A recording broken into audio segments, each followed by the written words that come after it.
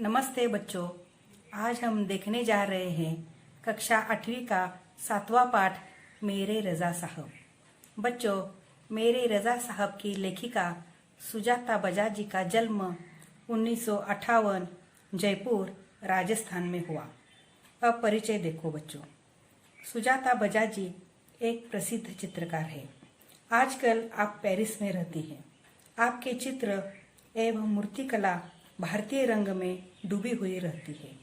आपके चित्रों एवं मूर्तियों पर प्राचीन संस्कृति एवं कला की छाप दिखाई पड़ती है। आपने अपनी कला में ऐसी दुनिया का सृजन किया है जिसमें सादगी भी है और रंगीनी भी, खुशी भी है और गम भी। प्रमुख कृतियाँ देखो। सुजाता जी द्वारा बनाए गए गणेश जी के चित्रों पर आधारित एक पुस्तक प्रकाशित है। अब गद्य संबंधी जानकारी लेते हैं।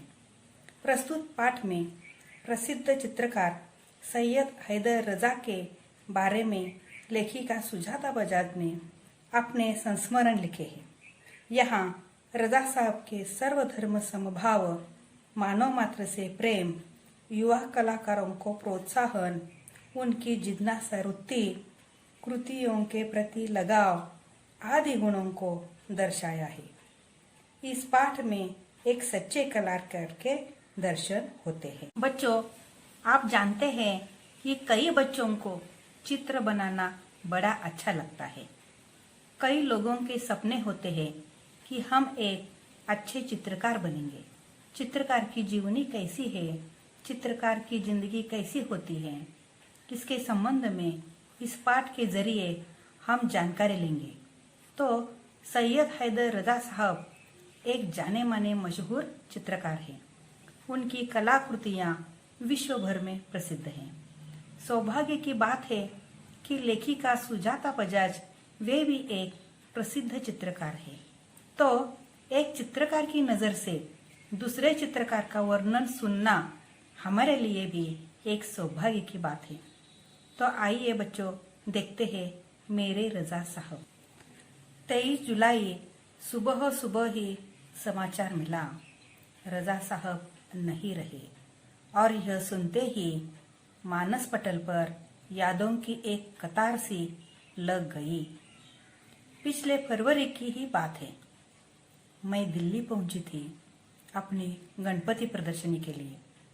सोच रही थी कि रजा साहब शायद अपनी व्हील चेयर पर मेरी प्रदर्शनी के उद्घाटन के अवसर पर आ जाए, पर उस रात कुछ अनहोनी सी हुई।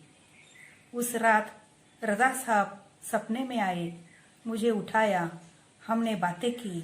शो के लिए मुझे उन्होंने शुभकामना दी और कहने लगे, सुजाता, एक बार मुझसे मिलने आ जाओ। अब मैं जाने वाला हूँ। इसके बाद तो रुकना मुश्किल था।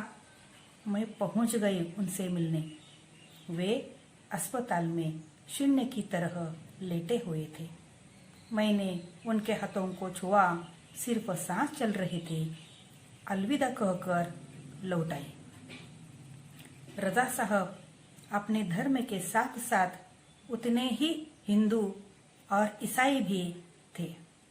उनके स्टूडियो में गणपति की मूर्ति, क्रॉस, बाइबल, गीता, कुरान, उनकी माँ का एक फोटो, गांधी जी की आत्मकथा व भारत से लाई हुई मोगरे की कुछ सूखी मालाएं, सब एक साथ रखा रहता था। वे गणेश को भी पूजते थे और हर रविवार को सुबह चर्च भी जाते थे। एक दिन जहांगीर आर्ट गैलरी में प्रदर्शनी देखते हुए किसी ने कहा, अरे यह तो एस.एच. रजा हैं।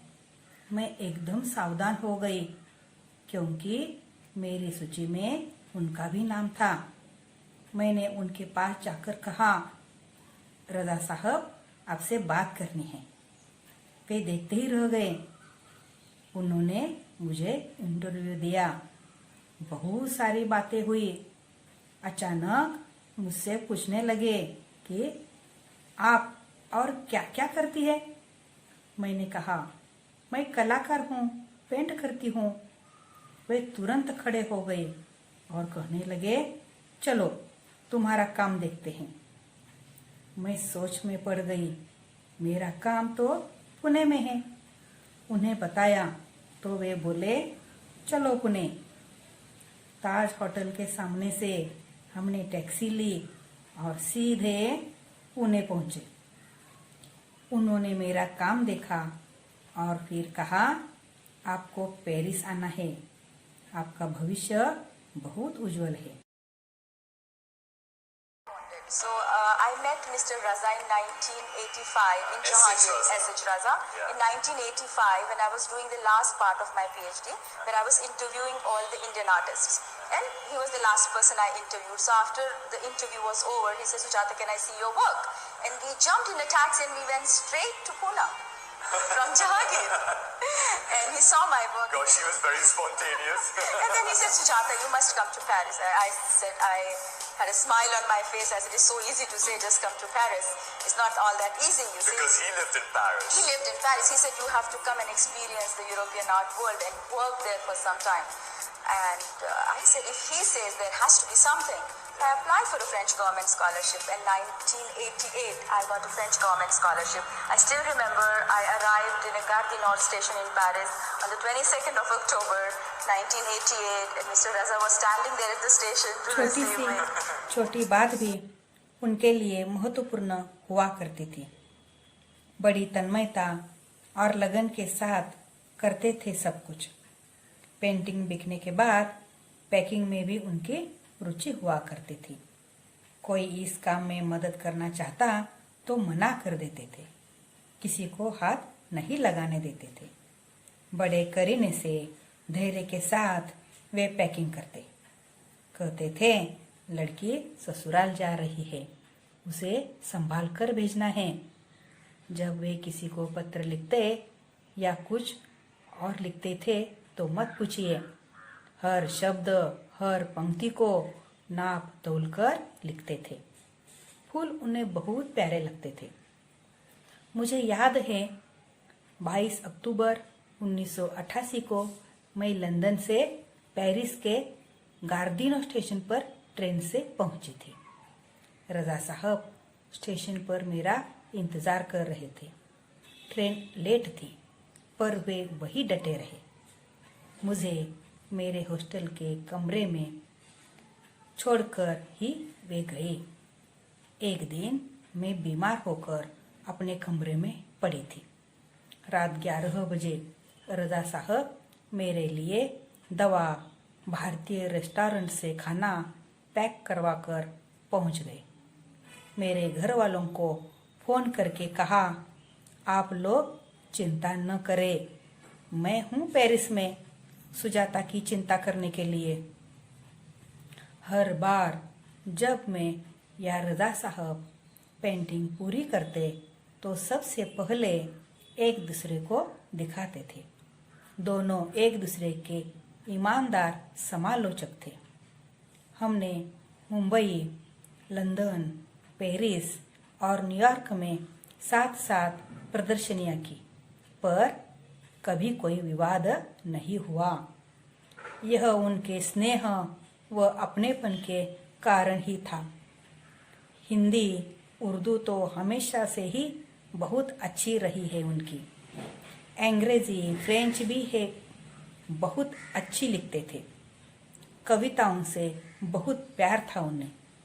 शेर, गजल व पुराने हिंदी फिल्मी गाने बड़े प्यार से सुनते थे। एक डायरी रखते थे अपने पास, हर सुंदर चीज को लिख लिया करते उसमें।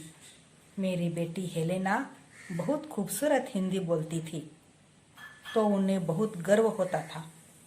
वे हमेशा उसके साथ शुद्ध हिंदी में ही बात करते।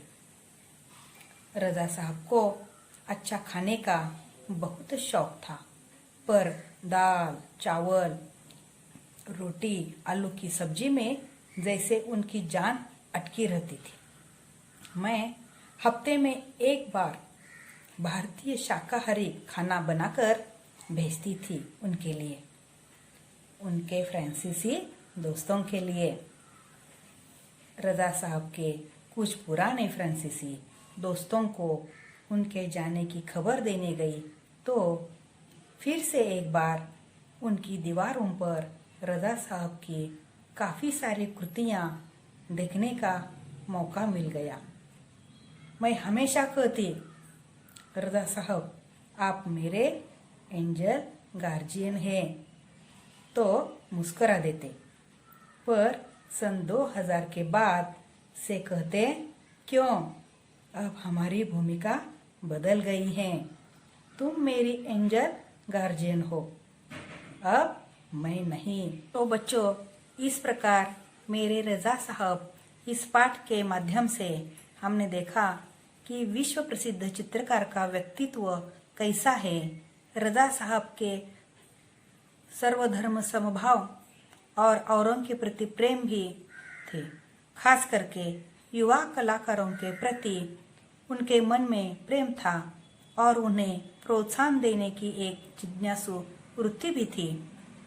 लेखिका सुजाता बजाज को उन्होंने काफी बढ़ावा दिया।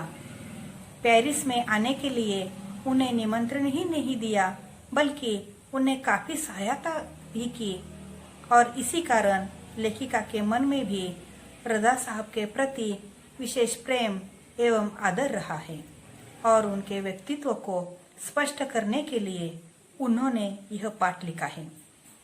तो एक चित्रकार की जीवनी कैसी होती है, उनका व्यक्तित्व कैसा होता है, अपने कला के प्रति प्रेम कैसे होता है, इसका वर्णन इस पाठ में हमने देखा है।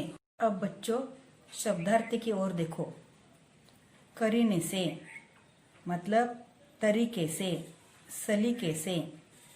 जिज्ञासा मतलब उत्सुकता। समालोचक यानी गुण दोष आदि का प्रतिपादन करने वाला। अनहोनी यानी असंभव, न होने वाली। संस्मरण मतलब स्मृति, यादों के आधार पर किसी व्यक्ति पर लिखित आलेख को संस्मरण कहते हैं।